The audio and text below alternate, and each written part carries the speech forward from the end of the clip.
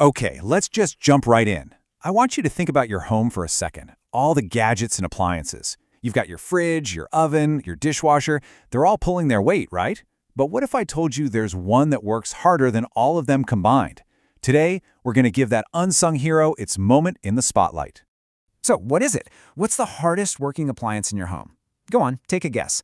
It's probably not the one that immediately pops into your head, but man, its job is absolutely essential for your day-to-day comfort. All right, here's a little hint for you.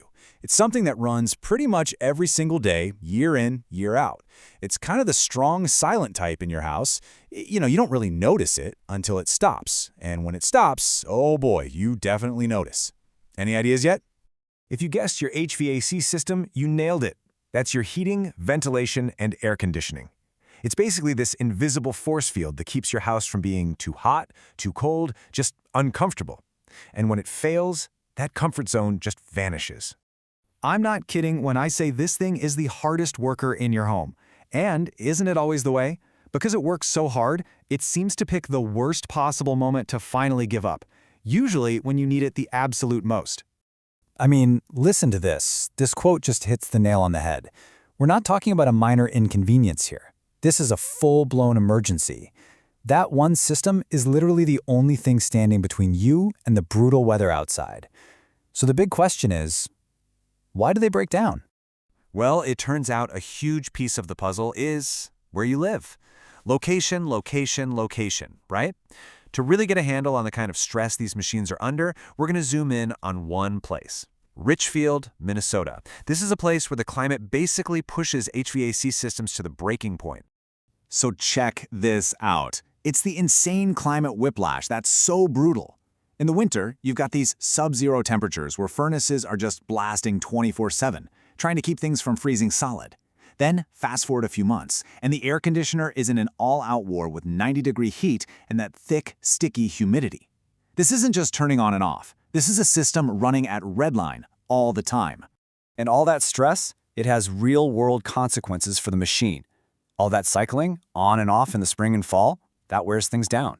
The crazy summer humidity, well, that can cause condensation, clogs, and even water damage. And those marathon runs in the dead of winter, that's when a tiny, weak component, like a blower motor, finally decides to give up the ghost. But wait, it gets trickier. It's not just the weather beating up on your system from the outside. Sometimes the problem is literally built into the walls of your house. Think about it. A lot of these homes, especially from the 1950s, have this old, undersized ductwork. For a modern, powerful HVAC system, it's like trying to breathe through a tiny coffee stirrer. The system is literally being choked, which makes it work way too hard, overheat, and, you guessed it, fail way before it should. Okay, so your system breaks down. What you see is the symptom: no heat, no cold air. But that's almost never the real problem, the root cause. And that's why you can't just guess. This is where a real professional diagnosis is, and I mean this, absolutely crucial. Right, let's play this out. Your furnace is blowing cold air. Is it about thermostat? Maybe a faulty sensor? A blocked vent? Who knows? It could be any number of things. And you do not want a technician who just starts swapping out parts, hoping to get lucky. That's a great way to drain your bank account real fast. There's got to be a smarter way to do it. And there is. Professionals call it the diagnostic first approach. It's a fancy name for a simple idea. Find out what's actually broken before you start fixing things. It's all about separating the symptom, the cold air, from the source of the problem. Use real data from testing equipment, not just a gut feeling. So what does that actually look like? Well, first, a tech is going to check all the electrical stuff, the capacitors, the connections. Then, they'll basically take the system's vital signs, measuring things like airflow and refrigerant pressure. It's only after they have all that information that they can point to one specific part and say, there it is, that's our culprit. It's a process that saves you a ton of guesswork, time, and money. All right, so the mystery is solved. They know it's broken. But now you're facing the big one. The question every homeowner absolutely dreads. Do I pay to fix this thing, or is it time to bite the bullet and replace the entire system? It's a tough call, but luckily, there's a really handy little rule that can help you figure it out. People call it the $5,000 rule, and it's awesome because it's so simple. It's a formula that gives you a clear financial reason to go one way or the other. All you do is take the age of your equipment, in years, and multiply it by the estimated cost of the repair. That's it. Let's run the numbers with a real-world example, okay? Let's say your furnace is, 12 years old, and the technician says it's going to be a $500 repair. So you take 12 years times $500, and that gives you $6,000. So, $6,000 is your number.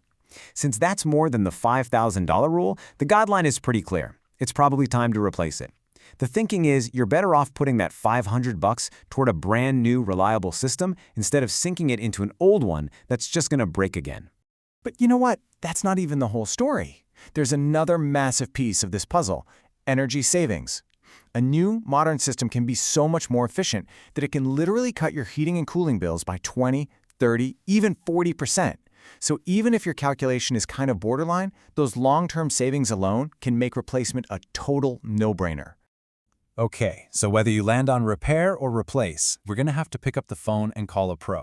But what should that process actually be like? What separates a good service call from a bad one? Let's break down exactly what you should expect.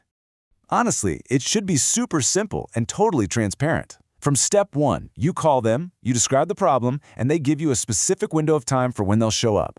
Step 2, they diagnose the problem and lay out your options with upfront pricing.